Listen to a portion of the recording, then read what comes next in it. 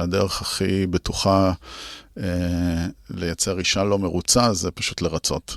כמה שזה נשמע אירוני במקום הזה. ומה הזווית השנייה של אנשים בעצם? מה הציפייה? שאישה תרצה או לא תרצה? לא. הציפייה שאף אחד מהצדדים לא ירצה, כי ברגע שמישהו מרצה, יש לזה פג תוקף. יש לזה תוקף מסוים, וברגע שהתוקף הזה פג, אז נוצרים פערים בזוגיות. כן, אני מרגישה את זה, זה כמו תדר כזה, שהוא לא מדובר במילים.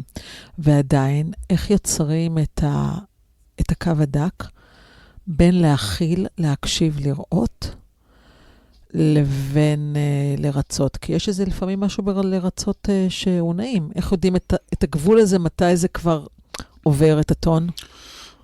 זו שאלה טובה, והדרך הכי טובה זה פשוט לשאול. אני חושב שאנחנו בתור גברים, אנחנו חונכנו לפתור בעיות. זה מגיל קטן, אנחנו צריכים לפתור בעיות, ואם זה בצבא, אנחנו צריכים לפעול ולפתור בעיות. והרבה פעמים שאישה מספרת לנו משהו, היא לא רוצה שנפתור לה את הבעיה, היא פשוט רוצה הקשבה.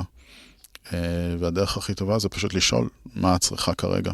בעצם חוויה רגשית שהיא מספרת, והאוטומט שלנו בתור גברים, או האוטומט שלי, נדבר על עצמי, האוטומט שלי היה, אוקיי, מה אני צריך לעשות כדי שזה לא יקרה שוב? מה אני צריך לעשות כדי שהיא לא תרגיש ככה? לב של גבר, מה גברים לא אומרים בקול. תמיד חלמתי להיות זבוב על הקיר במוח הגברי, ולהבין מה קורה שם באמת. בתוך השתיקה, בפער בין מה שאתם מרגישים לבין מה שאתם אומרים. הזמנתי לשידור חי גברים שבוחרים להשמיע בקול את מה שנשאר בפנים. אני מגיעה סקרנית ולא יודעת. להקשיב, לשאול וגם לומר את שלי.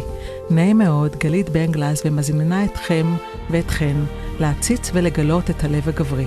שימו עוקב לב של גבר בערוצי הפודקאסט ועקבו אחריי גלית בנגלס ברשתות להפתעות נוספות. מוזמנים לכתוב לנו ולשתף אחרים.